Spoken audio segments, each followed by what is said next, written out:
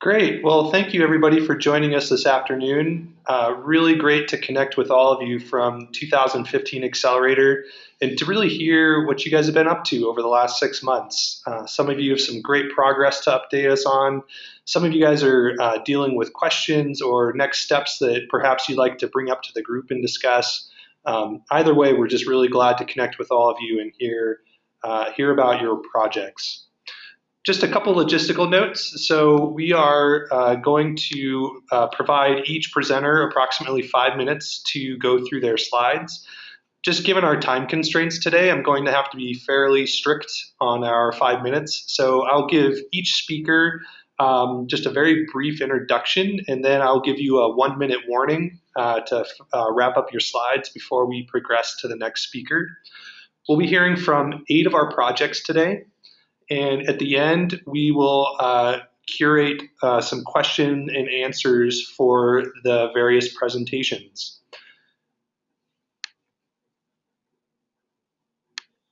Our objectives today is really to provide an update on our 2015 Accelerator projects, what people have been working on, where they're at, questions they may have, success stories, or even next steps.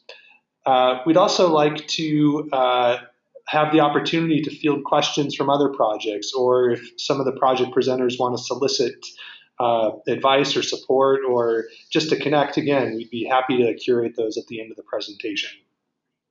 So with that, I'd like to jump into our, just a couple other logistical notes. So all participants today are going to be on mute. When it's your turn to present, we'll unmute you and you'll be able to present. Just one note, if you're calling in by telephone, it's really important that you've enabled your audio mute controls. If you haven't done so on our end, we'll nudge you and send you your PIN again just to make sure that you've enabled those. If they're not enabled, we won't be able to allow you to speak.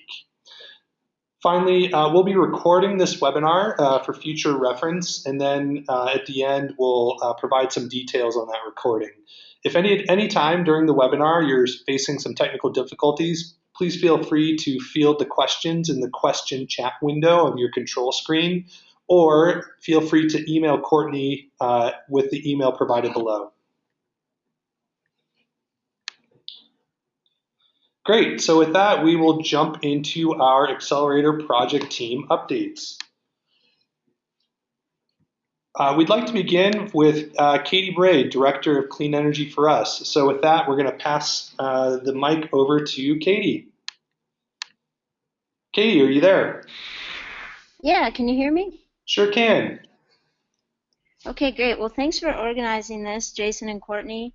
And I'm actually in Atlanta right now, and I'm about to present to the Georgia Solar Association in 20 minutes. So I'm going to jump off shortly after my update. But and I'll try to make this short and sweet. So you can go to the next slide.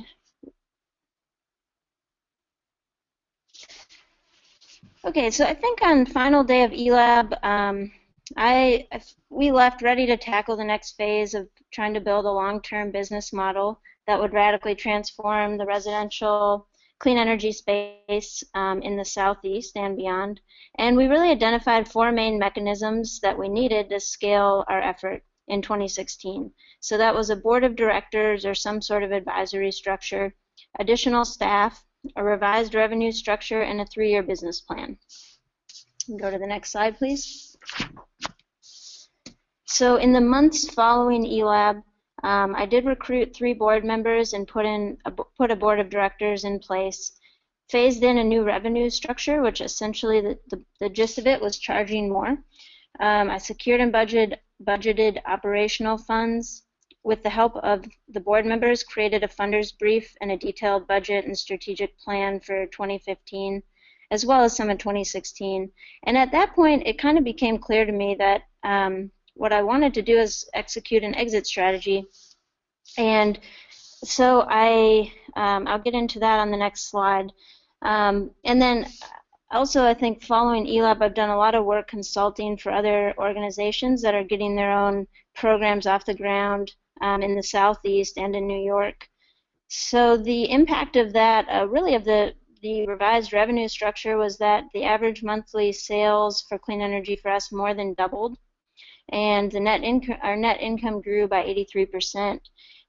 That's only based on 7 months of data, of course, so it's not especially accurate, but very telling of the upward trend in profitability, which is really going to enable us to scale.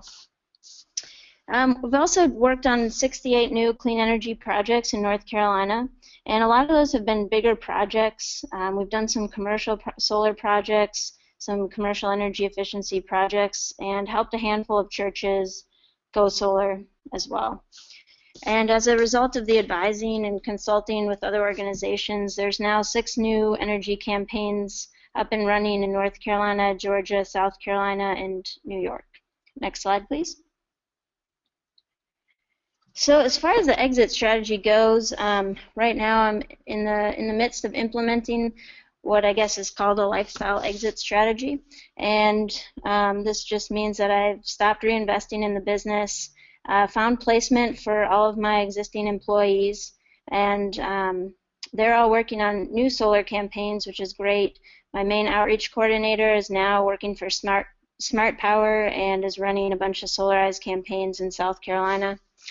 I paid back the investors, cashed out, and I'm currently finishing up dissolution of the business, and at the same time transitioning clean energy for us as assets and networks and relationships to other organizers and nonprofits in North Carolina, mostly NC Warren and Next Climate, which are 2 nonprofits doing really amazing work down here to accelerate solar.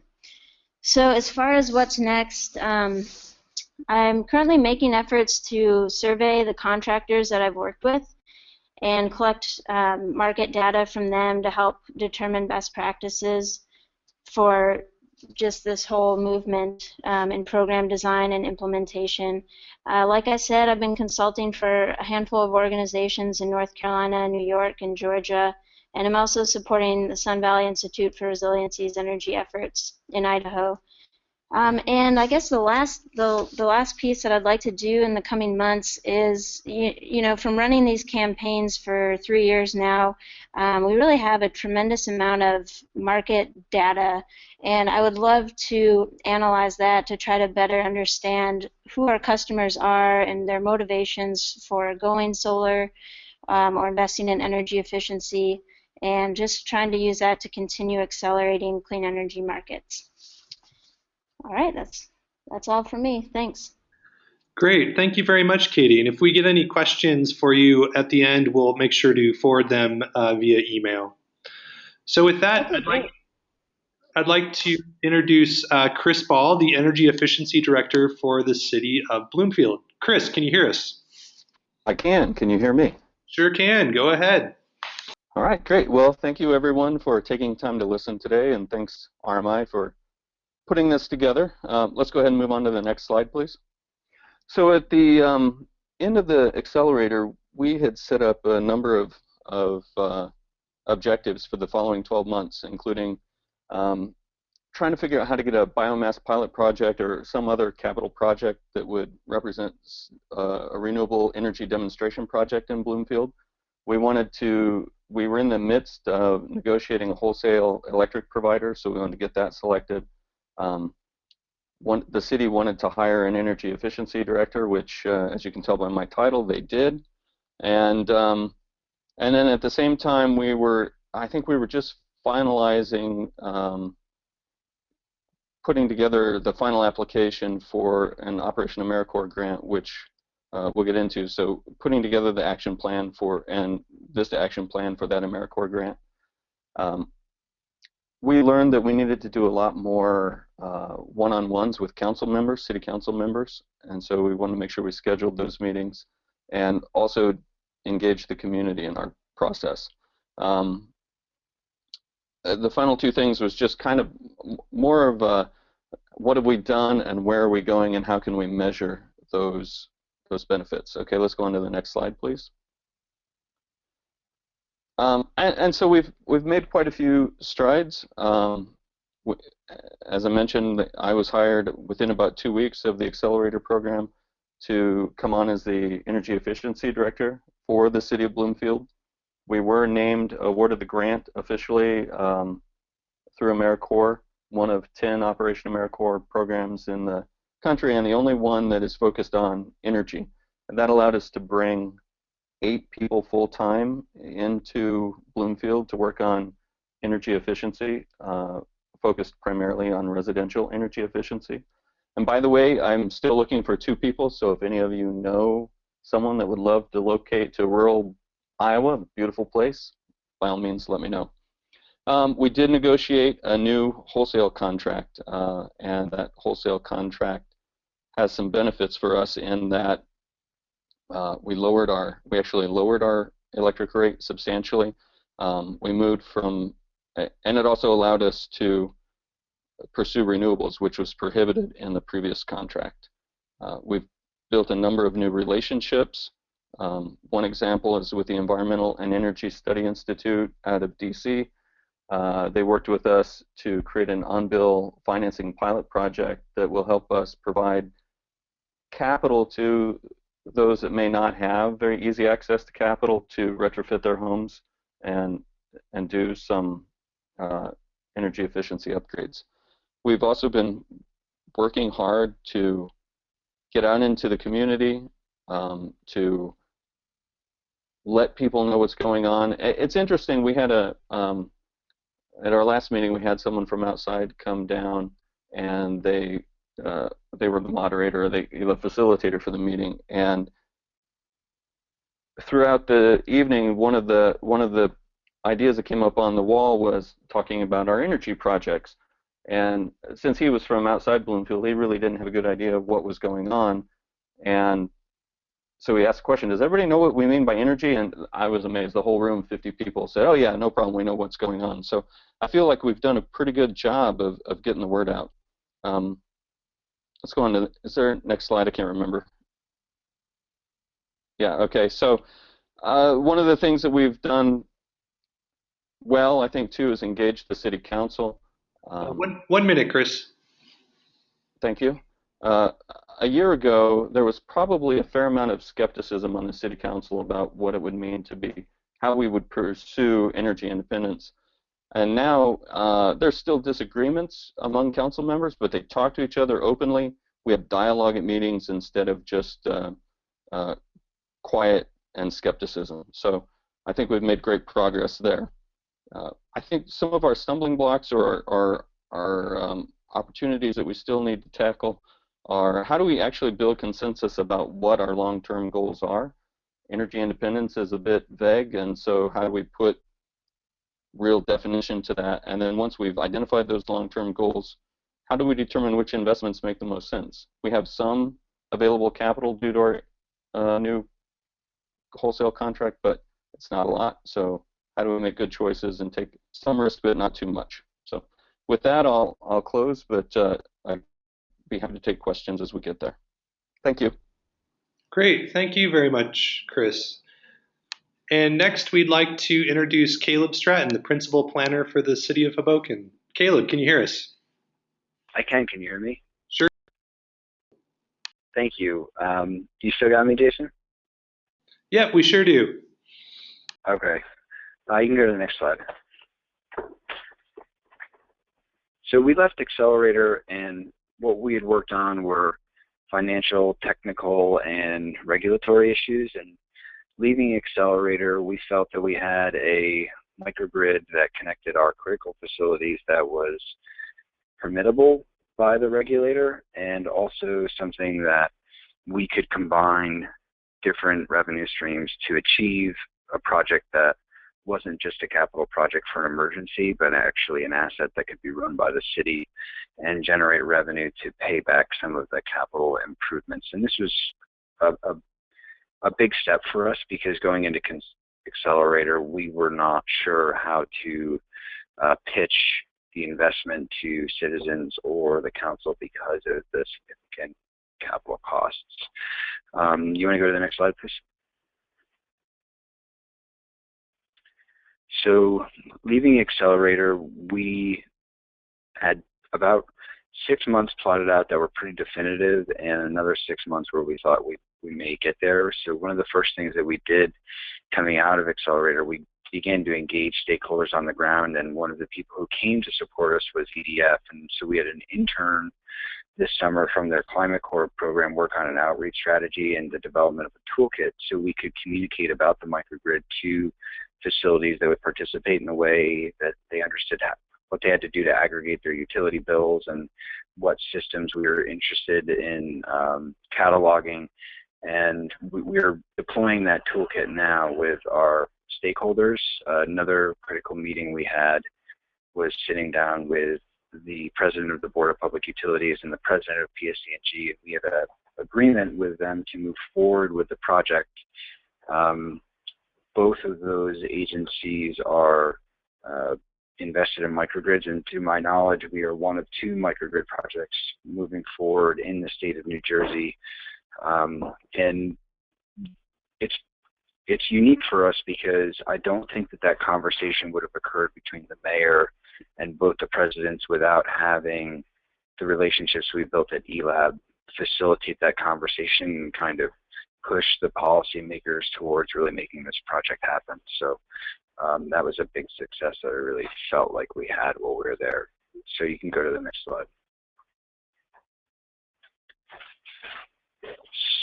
So where we are now is that the meeting between the presidents and the mayor occurred in the beginning of September, and we now need the state of New Jersey to release their energy master plan. And the reason why we need to do that is the conversation we had with our local utility is they do not want to go into business or consider development of the project ahead of policy or ahead of the ratepayer advocate. So we need the state of New Jersey to release their energy master plan update. We need the Board of Public Utilities to issue a white paper on microgrid development, which defines what type of projects that they're going to sponsor. After Hurricane Sandy, there was a lot of rhetoric in New Jersey about using microgrids as critical infrastructure, and we didn't build any. So they're acutely aware of that, and they're changing language to help facilitate the development of our project. Once those 2 things occur, we're in the process of refining our solution sets for the project, but we really have to marry the size of the generator, the amount of return on investment we can achieve with the installation of the generator for our project, and then the number of facilities that can be powered by a centralized generator. And I don't know if I touched on this before, but prior to eLab, we had many different generation assets powering many different buildings, and eLab helped us focus on a single generator with some smaller generators focused on many different assets. So we are, I would say, in a good position, but waiting on policy to catch up where our progress has gotten us. And I guess I'll leave it there. Thank you. Great. Thank you very much, Caleb. Next, we'd like to chat with Scott, the manager Smart Grid Programs from eBurgerel. Scott, can you hear us? Hi, can you hear me? Yeah, sure can. Go ahead. Okay, you can go to the next slide, please. So at the time of Accelerator, we were in the very preliminary planning stages of this project, and our time at Accelerator really shaped the way we think about collaborating with community stakeholders. I think instead of thinking about the project as something we were doing in the community, we're more and more thinking about it as a project that we're doing with the community.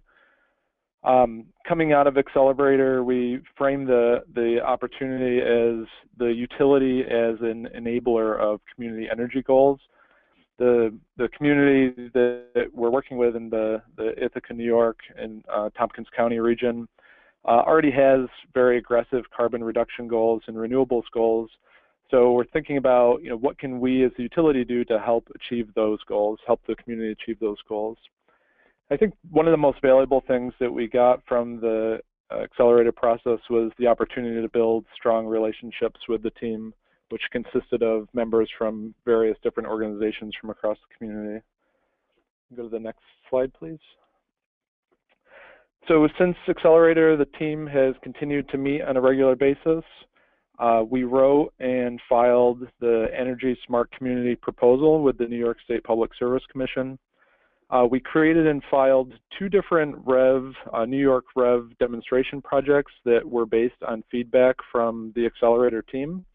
One of them is looking to demonstrate the value of the utility and identifying synergies among various community stakeholders, and then implementing among various stakeholders when implementing DERs, and then helping to connect customers with providers of those distributed energy resources. The other project is looking to demonstrate the potential to reduce the cost of large-scale PV interconnections on the distribution system using advanced monitoring and controls. I think another exciting development since Accelerator is that the county, Tompkins County, has progressed its energy roadmap, which is setting some long-term energy goals for the county. Go to the next slide, please. So now we're hoping to receive approval from the New York Public Service Commission within the next several months, within the next few months. From there, we're going to begin a collaborative process to develop an implementation plan, and that collaborative process is going to include us, the utility, Iberdrola USA, the Department of Public Service staff, and also various community stakeholders.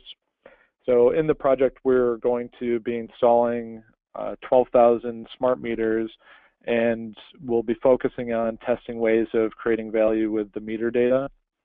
Other areas of focus in the project are going to include creating an integrated system planning process, system modeling that's going to include work in identifying the value of distributed energy resources and how that value changes depending on the specifics of a particular distribution feeder and also depending on the type of distributed energy resource.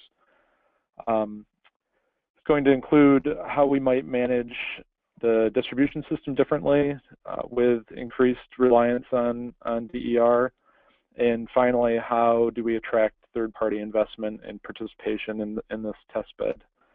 Beyond these activities, we're moving forward with the 2 demonstration projects that I mentioned, and those will be implemented over the next 24 months. Something not included in these slides, but a couple challenges I think that we faced.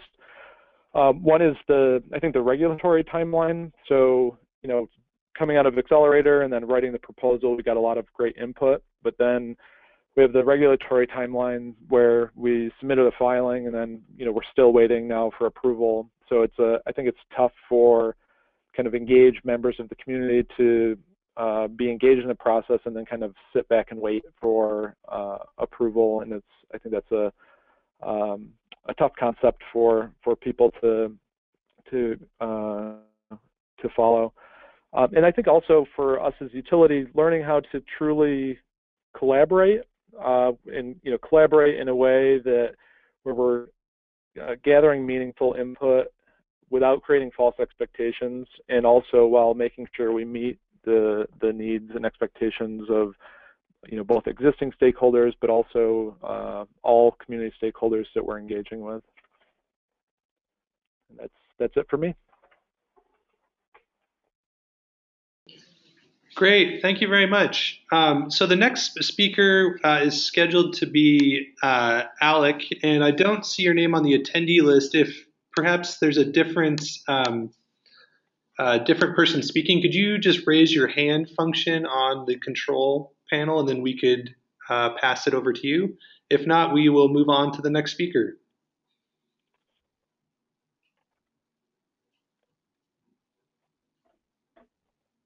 All right. So with that, we'll move it over to Amy Christensen, Executive Director of Sun Valley Institute for Resilience. Amy, can you hear us? Okay, great. Can you guys hear me okay? Sure can. Go ahead. Okay, great. So next slide, please. So I guess I should start actually by saying why the Sun Valley Institute for Resilience, because it actually wasn't in place at the time of the accelerator. So I came at the time, and I continue to serve as the chair of the Ketchum Energy Advisory Committee for the city of Ketchum in Ketchum, Idaho, which is right next door to world famous Sun Valley, Idaho.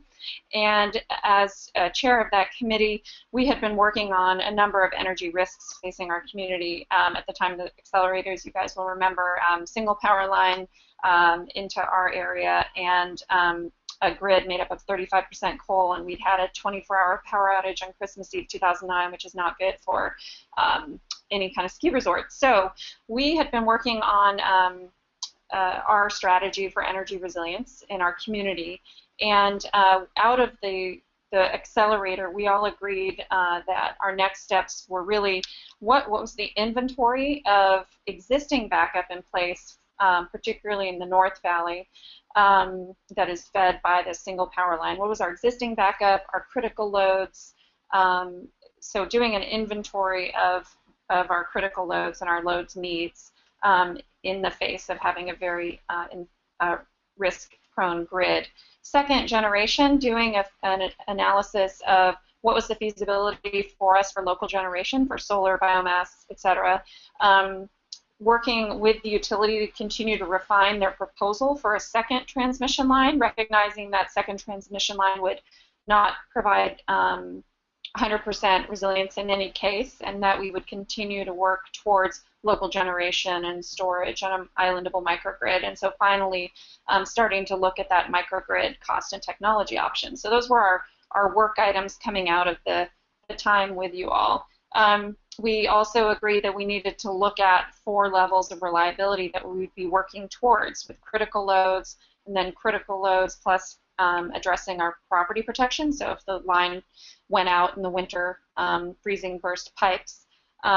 Summer peak, then working towards meeting our summer peak load with 100% local generation and storage, and then a winter peaking load of 50 plus megawatts. So next slide. So what have we done since then? We've really looked at the city of Ketchum, our whole community's electricity use and cost by location. We've continued to progress work on community solar. But as we started to dig into all of this work, we had realized that we needed to create a new organization to support our city in this work, and so we founded the Sun Valley Institute for Resilience, which I'm founding executive director of, and our work is on a broad array of resilience issues for our community, but we're really starting with energy, so just to put that in context. So we've continued to work on community solar. However, we had a bit of a hiccup in our plan to use community solar as a tool to increase our local generation, because we were planning to use the existing negotiated rate PURPA contract structure of a 20-year PPA, and unfortunately our utility had decided that they were opposed to 20-year PPAs, and this summer the PUC agreed and gave them a 2-year PPA requirement, so that undermined our community solar venue. Now the utility has said it's developing its own community solar program, so we're working to make sure that that's as successful as possible and as feasible as possible. We have made some good progress on best practices for solar permitting for people who are putting solar into their homes and businesses. We have proposed a solar incentive for the city, which we're working on now, which would basically, if somebody's filing a permit to do a major remodel or build a new building, that they could keep some of the building permit fee for their own solar installation on that building. We've completed the city's first solar installation, which is what the photo is, on our Orwagon Museum. Orwagons are a big deal where we are, and it's right next door to City Hall, and will go to support 20% of the city's energy consumption. And we're launching, this institute is launching a Repower Blaine, which is the name of our county, a grassroots solar and energy efficiency adoption campaign modeled on, the solar adoption part of it is modeled on Solarize, and that's where Katie Bray has been helping us from North Carolina, really to learn from her experience there, and we're really happy to have met her when we were at the eLab. She's originally from our area, so we're hoping to lure her back. And we've partnered with our local banks who have now announced new loans that they're willing to offer, which is really using a traditional loan structure, but to finance solar adoption. So we'll be announcing all of that as part of our Repower Blaine announcement in a couple weeks. at the ribbon cutting for the city solar project. Great. We've worked on this. One more minute. Yeah, sorry. Okay. So we've done a lot. We've also reduced the cost of the proposed transmission line. We've initiated work on a microgrid and storage approach. So we've just started those conversations with Siemens and Homer and others. Next slide. I just want to, sorry, still waiting for the next slide. There we go. So we have a lot going on, as you can see. I would just like to highlight our obstacles. Of course, there's always resource constraints, and I'm fundraising and building a team here at the Institute. We're developing community solar program. We hope it'll work. My key questions are guidance on our critical loads plan, so innovations around the technology options for critical loads like hospital and police. Our islandable microgrid plan, as we continue to work that, are there people who've worked with since Hoboken on their plan from whom we could learn, and then innovative ideas for solar in low-income homes. We reached out to our Real based in Minnesota because they seem the most innovative from what we found in working on that. Next slide. Or is that it? I think that might be it. Is that it? Yeah, that's it. Okay, great. Great, thank you very much, Amy. So now we'd like to hand things off to Rolf Nordstrom, the President and CEO of the Great Plains Institute. Rolf, can you hear us? Hi, everybody. Can you hear me okay? Sure can. Go ahead. Excellent. You can go to the next slide.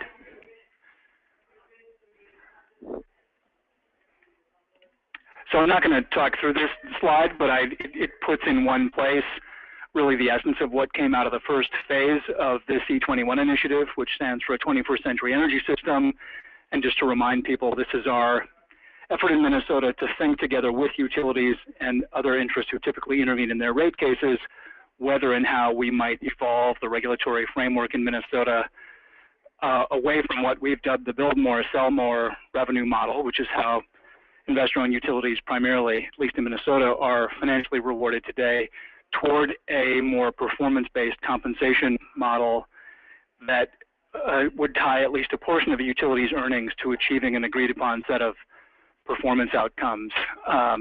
And the first phase of E21 developed this consensus set of recommendations that this table reflects. So it not only proposed a shift in the way we regulate utilities broadly in Minnesota, but also suggested some changes to the kind of planning we do if we're moving toward a much more distributed, integrated system, and also some changes in the regulatory process itself, proposed front-end loading that process much more than it is today with a more collaborative,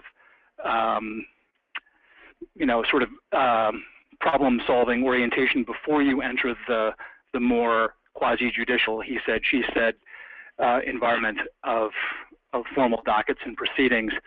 And then developing a much greater choice for customers in terms of how their energy is produced and how they use their energy. You can go to the next slide. So when we got to eLab this time, we've actually been twice, and both have come at very propitious times for us in this project. One at the very beginning, and then the second time just as we were getting phase 2 underway. And we washed up on shore at eLab with kind of overwhelmed, frankly, with how much, we were really thrilled with the consensus set of recommendations that had come out of the first year and this shift toward a more performance-based approach, but sort of overwhelmed with how much there was to sort out and think through. And I think the main thing that happened for us at eLab was that it helped us distill and come out the other end with a still very ambitious but much more doable work plan, which we've been chewing through this year. So big lessons for us coming out of that eLab experience and in reflecting on what had taken place in the first year of E21 was the need to do a much better job reaching out to regulatory staff and emphasis on the staff there, not so much the commission, but the staff. And also to spend more time thinking about what is the broader value proposition for shifting away from a cost of service model toward a more performance-based system. And sort of in the same vein, also thinking about ways to engage consumer interests that may not be at the table. So think about AARP or the Attorney General's office, other consumer interests. And then finally, in terms of the sequencing of our work, being at eLab helped us I think, come up with the right sequence, or at least it feels right so far, and that is that we would tackle rate reform, as important as that is, after we had developed some broad agreement on what areas of performance utilities ought to be held accountable to, so that you could develop rates and a rate structure that would actually support achieving those performance outcomes. You can go to the next slide. So in terms of progress since we left eLab, this group of 25 or 30 E21 stakeholders, participants, continue to meet monthly, and they early on after eLab agreed on a ambitious but doable phase 2 work plan.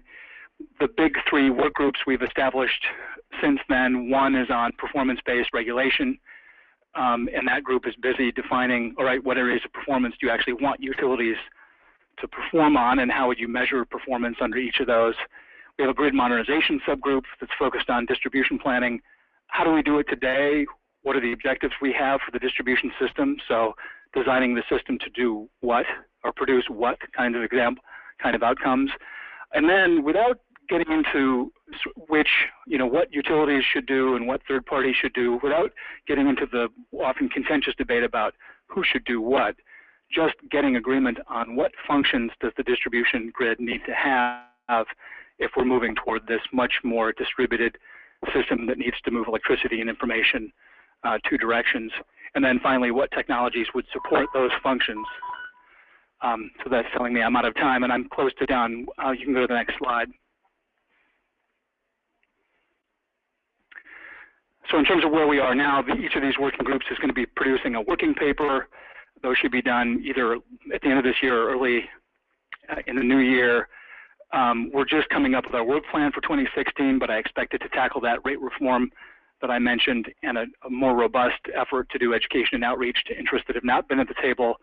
And then more thought given to the actual implementation strategy and timeline for what has come out of E21. And we're still wrestling exactly with the right sequence. In what order should the Commission take up these ideas? I think a big challenge for us is still bringing the regulatory agencies along, and the fact that they're just kind of underwater. They have a hard time keeping up with what they already have to do, never mind tackling these new ideas. I think some big opportunities for us are the grid modernization proceeding that the Minnesota Commission has underway, and a generally supportive Commission, and the stakeholders continue to enthusiastically show up every month, and it's been almost 2 years, so I take it as a good sign. Thanks. Great, thank you very much, Rolf. Now we'd like to go to the next project with Cal from the Climate and Energy Programs Manager in San Francisco. Cal, can you hear us? I can hear you. Can you hear me? Sure can. Go ahead. Terrific. Thank you very much. So since one of the big things that happened at the Accelerator for us was the engagement of the utility, and David Rubin, who came along representing PG&E, did a great job with really, once he understood what everything we were trying to do and got into the groove of being in Sundance, really stepped up and has been a terrific partner ever since then.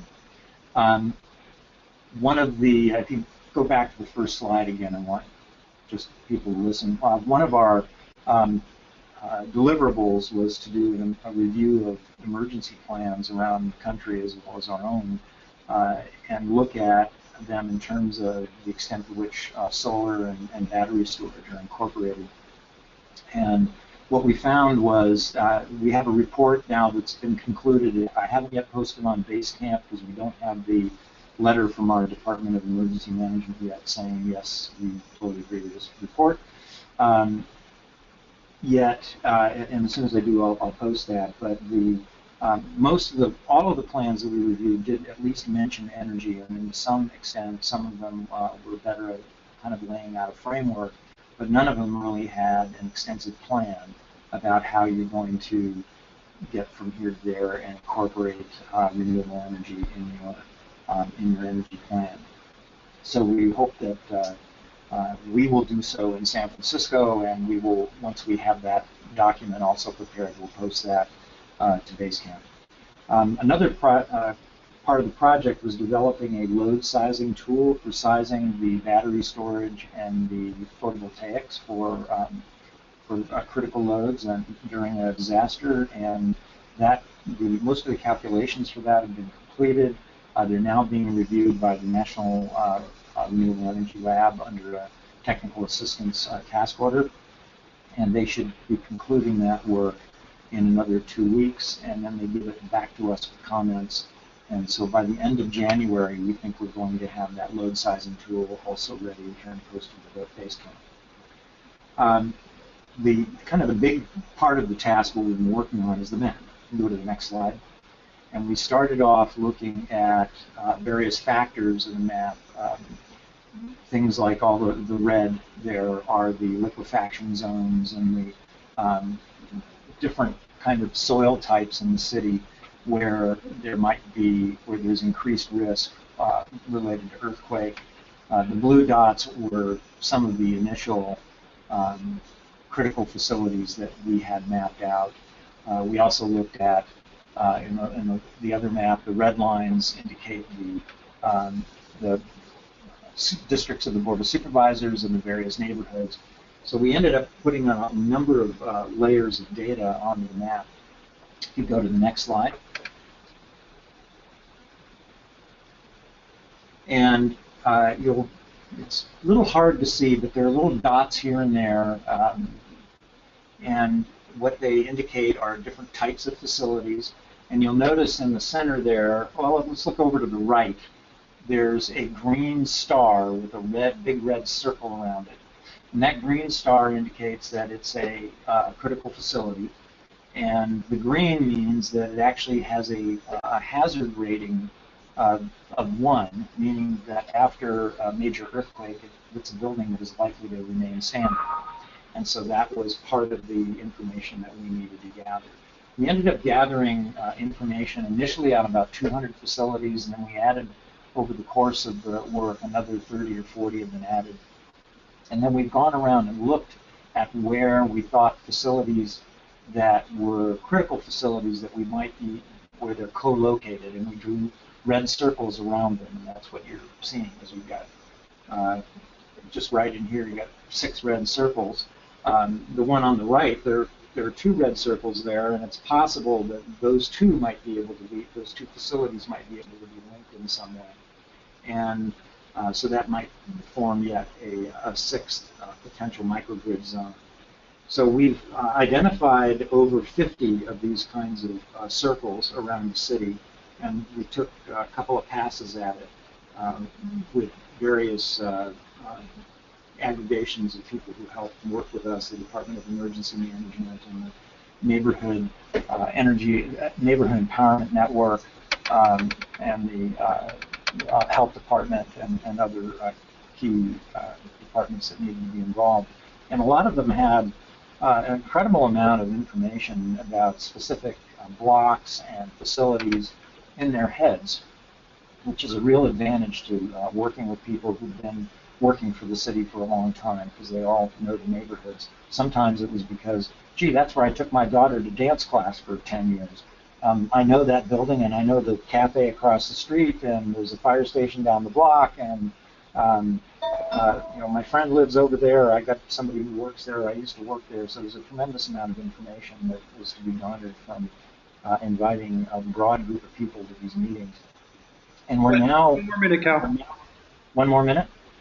We're now moving into the phase of contacting the members of the Board of Supervisors to help us focus on one of these zones within their district, and then telling us which members of the community, in addition to the neighborhood emergency response teams and the Red Cross and the others that would be involved in that neighborhood and visit. So the data collection was really important, getting everybody to understand the GIS coordinates and make sure that everybody's method of identifying facilities were actually cross-connected. And now we're working with PG&E. We sat down with them yesterday to look at their distribution grid and see where some of these sites might actually be able to be fed on the same feeder and may be able to utilize them. What we found is that there's a pretty big difference between the 12 kV line and those facilities that are south of a 480 volt transformer. And so it looks like we have very many fewer cases where we're going to be able to utilize the existing power lines. We have coming up in January our workshop at Lawrence Berkeley Lab with all of the stakeholders and others to look at how do we utilize the 5,000 existing photovoltaic systems in San Francisco during an emergency.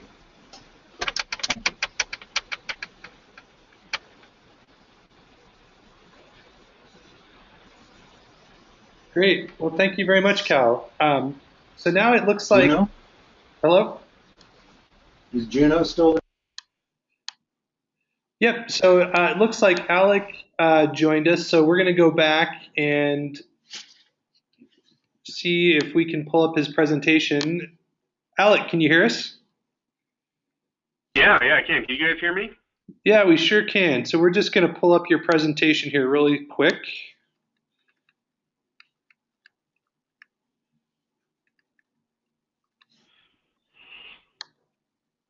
All right, go ahead. Yeah, so I guess we can go to the next slide. This is me. I'm Alec Messier. I work for the electric utility here in Juneau, and so when we came down there, you know, a couple of the big things we're looking at. Remember, right before we went down to Utah, one of the big things that we're looking at is trying to find a way to provide incentives for the tour companies in Juneau to replace their buses with electric buses, and we really started, you know, our time down in Utah encouraged us to really start looking at whether or not there were other potential solutions. And while we've done that, you know, we're still kind of limited by the fact that a lot of the potential technological advances haven't actually, you know, aren't actually there yet or available to us yet. I mean, we're still at a point where you can't buy a battery electric vehicle in Juneau yet. All the ones that we have in town are purchased outside and shipped up here. So, you know, some of those things, you know, we can try to educate people about and whatnot, but really a lot of the solutions just aren't available to us yet. So, so we can go ahead and go to the next slide. But we have had a lot of luck with just educating people about what the opportunities are. We've done a lot of outreach, myself and then also John Neary, who is the director of the Minnehaha Glacier Visitor Center, put a lot of, you know, given a number of presentations around town to kind of talk about how electrified transportation could benefit Juneau, and then also how it relates to the work he's doing out at the Minnehaha Glacier Visitor Center, which is kind of geared towards trying to create a visitor experience that connects how those people got to the site with what's happening at the site. So we've got this beautiful glacier that is receding at a very fast clip, and so he's trying to transform the visitor experience for the nearly 500,000 tourists that visit that site each year. We were able to get some information from DMV, which was amazingly difficult. You know, it's a pretty simple query to run, but it took me about 6 months of constant haranguing to actually get them to give me just the make and model information for Juneau. One of the things that is nice about Juneau is since we don't have any roads in or out, it's pretty easy to say, is a vehicle here or not here? And so that's kind of an advantage we have in terms of just seeing how quickly people are adopting this technology and all that. And you can see in this photo at the bottom that we're able to get a pretty large number of the electric vehicle owners in Juneau out. And, you know, we're not a very big town. We're about 30,000 people. So there's a pretty good chunk of the folks in town who actually own electric vehicles out on what was a pretty cold and rainy Saturday there. And you can actually see that little sea dory in the background. That's Juneau's official first electric boat. It's all powered by Torqeedo outboards. And then we can go to the next slide. So, you know, really what we're doing now is probably the biggest thing I think that has happened is that the Glacier Visitor Center changed how they score, how operators get their contracts to bring passengers to our visitors to the Minnehaha Glacier Visitor Center. and we're really just a couple days away from them announcing the results of this new scoring. But what kind of happens there is every 5 years there's a bid prospectus that goes out. Operators bid in, tell the Forest Service how many people they want to take to the site. The Forest Service only has X number of visitors that they will allow at the site, and so those get allocated based on how they score in their bids. And the scoring was changed earlier this year, and it put about 25 to 30% of the points weighted towards what companies are doing to improve the sustainability of the transportation to and from the site, what education they're providing to the visitors about climate change and sustainability, and a few other things along that line. So it was a pretty significant change in how those results were scored. What that'll do is not provide, say, that will impact, sort of companies who are poor performers will essentially see they'll get allotted fewer visitors than they have in the past. And that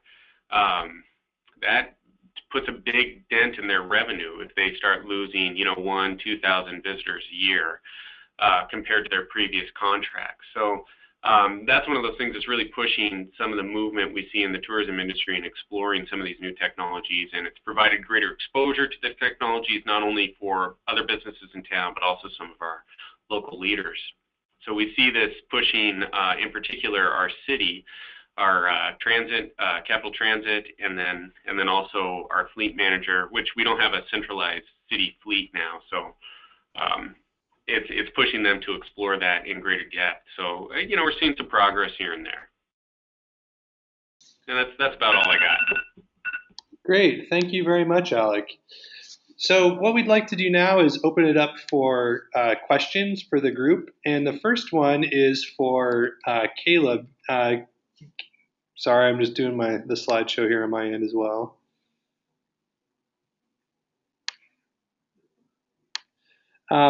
Caleb, there seems to be some interest in your the microgrid toolkit, and so the question is really about if there's any information about when it may be available. Sure. We have most of the materials available in Excel format, and what we're working with one of our consultants to do is to make it an online platform. So if they want to shoot me an email, my email is cstratton, CSTRATTON, at HobokenNJ.gov. That's HOBOKENNJ.gov. I'm happy to forward along what we have in its format, and then we can schedule a phone call to talk about how we plan on using it. So happy to help. Great, thanks, Caleb. Are there any more questions from the group? If there are, please feel free to chat us in the question link.